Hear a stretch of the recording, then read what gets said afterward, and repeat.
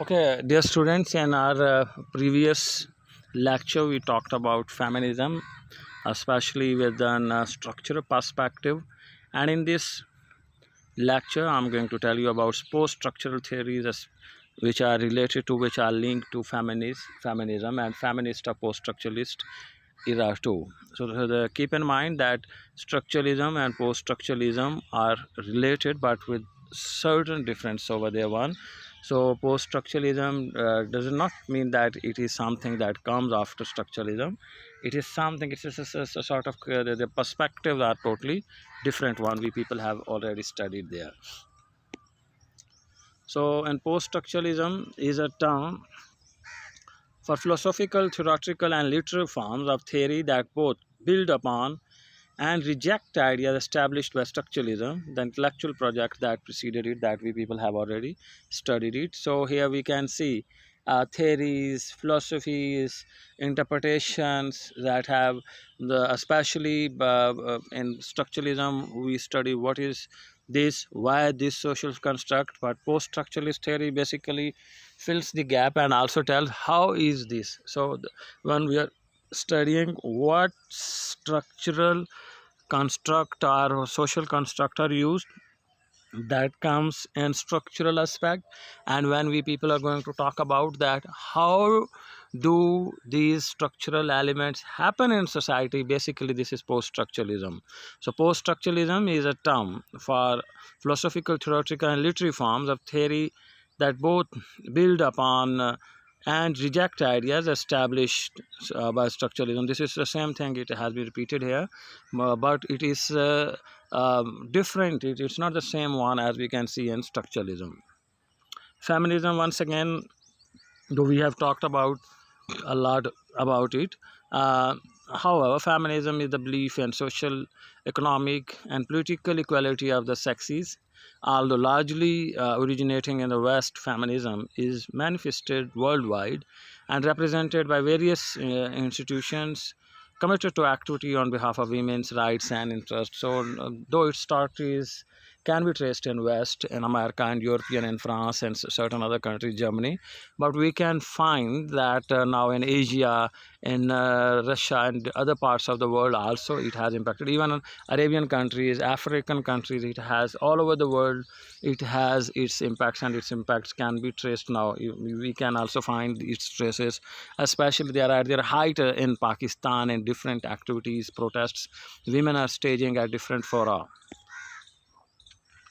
So post-structuralism feminism, now we'll talk about that what is meant by this term post-structuralism feminism. Post-structuralism feminism focuses instead on how women interact with and are shaped or constituted as knowing subjects by knowledge, discourse, and power within the social sphere, and how these women themselves exercise power through micro practices of resistance, technologies of power, and discourse.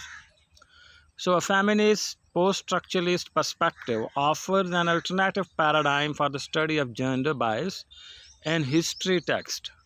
It gives different. It is not interpreting that the things as we can find that traditionally the things were acceptable. They are challenging it that it's not so. They have been deliberately created some this and this, and certain sort of characters were created over the one.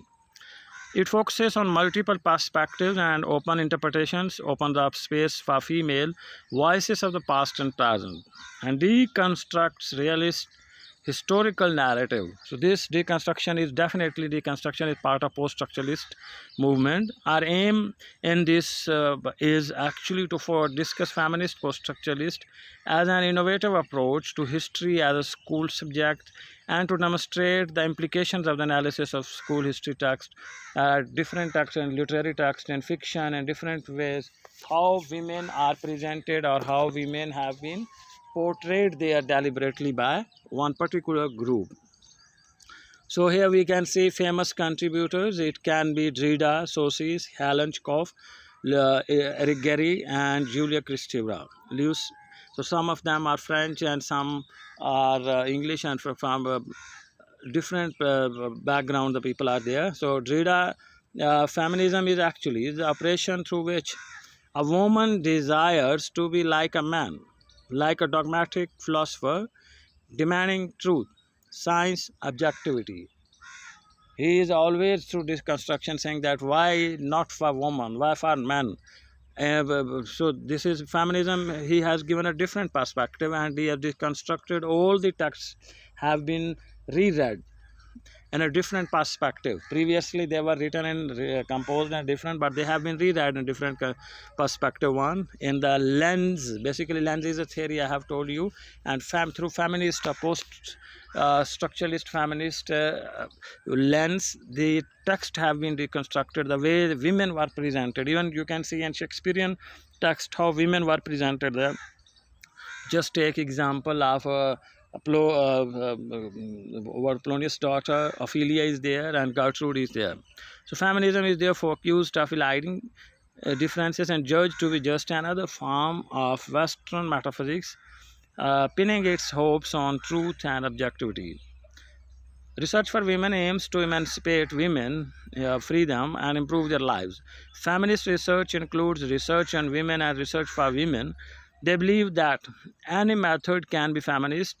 Their ontological, epistemological stance is similar to interpretivists or realists' one.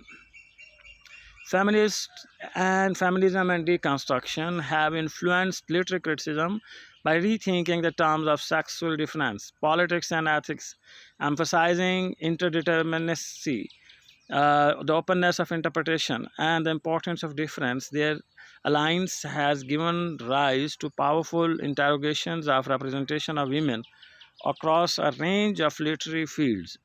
So, Jacques Derrida claimed that deconstruction is certainly not feminist. If there is one thing that it must not come to, it is feminism. Now we come sources theory about feminism. Sexist language teaches us what those who use it and disseminate it think women's place ought to be second-class citizens, neither seen nor heard. Eternal sex objects and personifications of evil. So throughout the text, throughout history, throughout literature of Middle Ages and even of certain current, we can say stages, women have been portrayed just as second citizens and sex objects, just for pleasure, just for amusement, and nothing else. So next, Helen theory about feminism in 1917s. uh, Helen began writing about the relationship between sexuality and language. Like many other feminist theorists, she believes that human sexuality is directly tied to how people communicate in society. Schkoff suggests that it's important for women to expose the flaws in language that currently exist. Through the awareness of such flaws, as well as invention of the new ways of expression, women can overcome the obstacles that are constructed by what she labels as a phallocentric discourse. Just they are used as a part, as a piece of we can say enjoyment, recreation, pleasure, and nothing else. So this thing accordingly should be avoided. For instance, now previously whatever the thing was, all the time it was for unknown person he was used, but now it has been changed one. He is not used, instead h, he and she or they is used there one. So expression, so now language that is called sexist language is not considered acceptable one. There are certain charges over it. So in Hellenist essay, The Laugh of the Media, she discusses how women have been repressed through their bodies all through history. She suggests that if women were forced to remain in their bodies as a result of male repression, then they can do one of two things. The first option is to remain trapped inside their bodies, thereby perpetually the passivity women uh, have been a party to throughout the history. The second option is to use the female body as a medium of communication, a tool through which women can speak. This is ironic given the body, the very thing women have been defined by and trapped within can now become a vehicle in transcending the boundaries once created by the body. So her language, her possession, everything is linked with her body. And the original myth of Medusa was a beautiful woman who confronted endless hardship that were brought about by the action of men. She was raped, killed, and beheaded by various gods. However, even in the face of tragedy and disgrace, Medusa was still portrayed as a meaningful figure. So, throughout, even in Greek myth, we can see how Medusa was portrayed and behaved or treated there. So now Lucy Iregri Theory, French, she was born in Belgium, is a French feminist, psychoanalytic and cultural theorist. Best known works is Speculum of the Other Woman and this sex which is not one. She was inspired by the psychoanalytic theories of Jacques Lacan and the deconstruction of Derrida. Her work aims to reveal a perceived masculine philosophy underlying language and gestures towards a new feminine language that would allow women to express themselves if it could be spoken. So, in a different way, she has tried to empower women so that they can come ahead and they can discuss things and they can defend themselves. So, she is a prominent author in contemporary French feminism and continental philosophy. Regri's goal is to uncover absence of female subject position, the relegation of all things feminine to nature, matter, and ultimately the absence of true sexual difference in Western culture. She has talked there.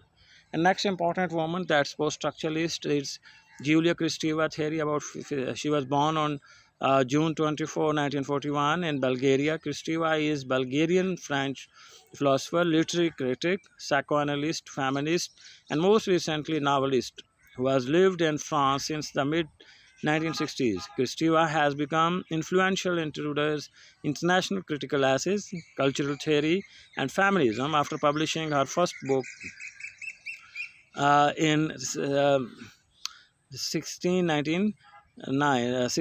Although Kristeva does not refer to her own writing as feminist, many feminists turn to her work in order to expand and develop various discussions and debates and feminist theory and criticism. So she wielded a lot of influence, lot of we can say she has a lot of power, and she has mentioned women's problem, especially through writing, through fiction, through other work, that how women were subjugated, women were treated, and she has brought their new, we can say, perspective before society. So, three elements of Kristeva thoughts have been particularly important for feminist theory in Anglo-American context. Her attempt to bring the body back into discourses in the human sciences, her focus on the significance of the material body and pre-Oedipal in the constitution of subjectivity, and her notion of objection as an explanation for oppression and discrimination. So she has brought all these three important things back in feminism, especially in post-structural theories. So, with the basis of, now we can say overall, what were the basis of basics of post-structuralist feminism? The basic idea or theory on which all the post-structuralist feminists are working are the ideas, a paradigm of language, gender, and power. These three things are basically shaping the paradigm of post-structuralism feminism. Especially language is tool through which division is created, difference is maintained, and difference is propagated, difference is inculcated in the upcoming generation's mind. So language, to a lot of linguists, lot of literary figures, they have focused that language first. The first important thing is to correct, to use sex-free language, to use language where women should not be portrayed as just sexual objects. So that's very important. And then gender is a sociological aspect. It should be accepted one, it should not be exploited one. And power, if you are going to divide the society on the basis of gender, that if you are male you have power, if you are female you don't have power to decide, definitely it's something critical.